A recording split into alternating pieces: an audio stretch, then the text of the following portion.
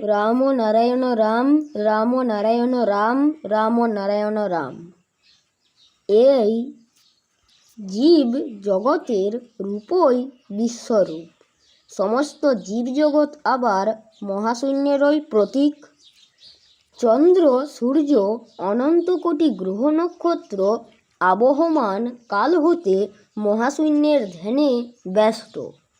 সবাই আমরা প্রকারান্তরে মহাশূন্যের ধ্যানেই মগ্ন হয়ে রয়েছি। মহাশূন্যের ধ্যানে মগ্ন থেকে অতি দ্রুতগতিতে চলছে বলেই সবাই তারা জ্যোতিষ্মান অবস্থায় প্রজ্বলিত।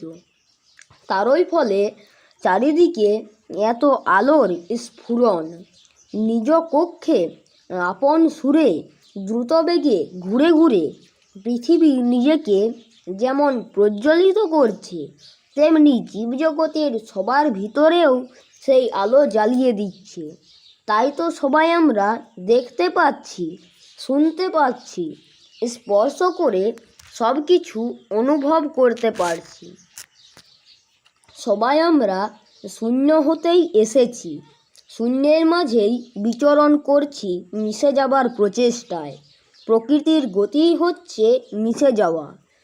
এ জগতের যা কিছু সবই মিশে যায় বলেই রূপের পর রূপের পরিবর্তন হচ্ছে এই পরিবর্তনশীল জগতে।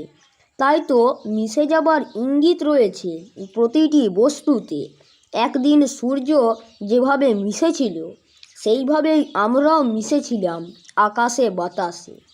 এই জগৎ যেখান হতে এসেছে সেখানেই গিয়ে আবার মিশবে, এটাই নিয়ম। প্রকৃতির নিয়মে সবাই মহাকাশের মহাসুরের সাথে মিশেই রয়েছে, আবার এগিয়ে চলেছে মিশে যাবার প্রচেষ্টাতে।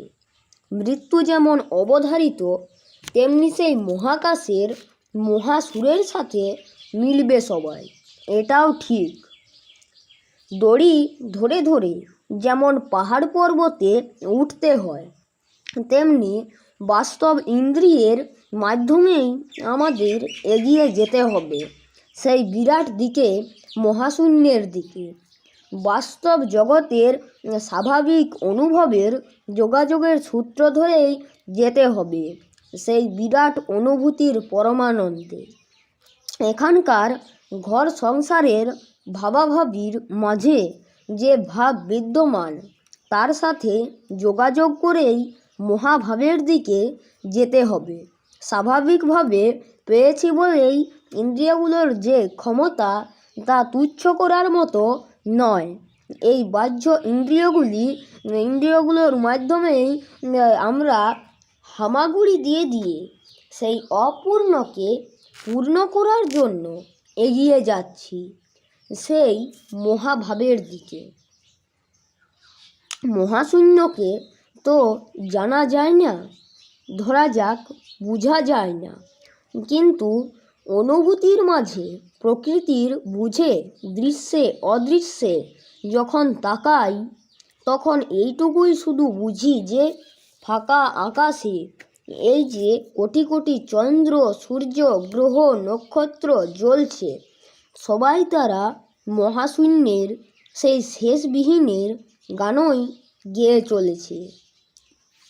এই জীব জগৎ যেভাবে আসলো, এই বিশ্ব বিরাট অনাদি অনন্তকাল হতে তেজময় ছিল। তেজ হতে এই বিশ্ব ব্রহ্মাণ্ডের সৃষ্টি হলো। এই তেজ ছিল মহাশূন্যে ব্যপ্ত। এই তেজ হতে সূর্য, সূর্য হতে পৃথিবীর সৃষ্টি হলো। তেজ হতে সমস্ত গ্রহ নক্ষত্র আসতে লাগলো। সুতরাং সূর্য হচ্ছে তেজের প্রতীক, চন্দ্র হচ্ছে তেজের প্রতীক, পৃথিবী হচ্ছে তেজের প্রতীক, সমস্ত গ্রহ নক্ষত্র হচ্ছে তেজের প্রতীক। এই অনন্ত জীবজগতের প্রতিটি ধূলিকণা হচ্ছে তেজের প্রতীক। সৃষ্টির আদিতে এই তেজই ছিল সমস্ত বিশ্বময়। এই অনন্ত বিশ্বে সবাই মহাশূন্যের ধ্যানে ব্যস্ত। এই জীবজগতের রূপই বিশ্বরূপ। সমস্ত বিশ্বজগতের মহাশূন্যের প্রতীক, জীব তারই প্রতীক। যে মহাশূন্য বা মহাশক্তি হতে অনন্ত বিশ্বব্রহ্মাণ্ড, যে মহাশক্তি হতে তেজের উদ্ভব, সেই একই তেজ হতে পৃথিবী আবির্ভূত। সমস্ত জীবেতে প্রাণের প্রদীপ জ্বালিয়ে রেখেছে সেই তেজ। জীব সেই মহাধ্যানে ব্যস্ত রয়েছে। সমস্ত মহাশক্তি আবার তেজেই বিরাজ করছে। সাধারণত জীব কি করবে না করবে ভাববার সময় করে উঠতে পারে না। সমস্ত শক্তিতে মহাজ্ঞানে জীব একই ধ্যানে বিভোর হয়ে আছে। একদিনে দিয়ে বিচার করতে গেলে সবই ফাঁকা, কিছুই নেই।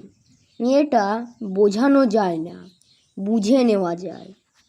এ জগতে কোথাও কিছু নেই।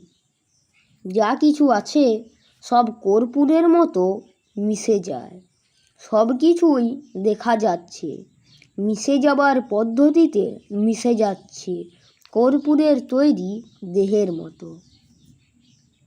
রাম নারায়ণ রাম, রাম নারায়ণ রাম, রাম নারায়ণ রাম।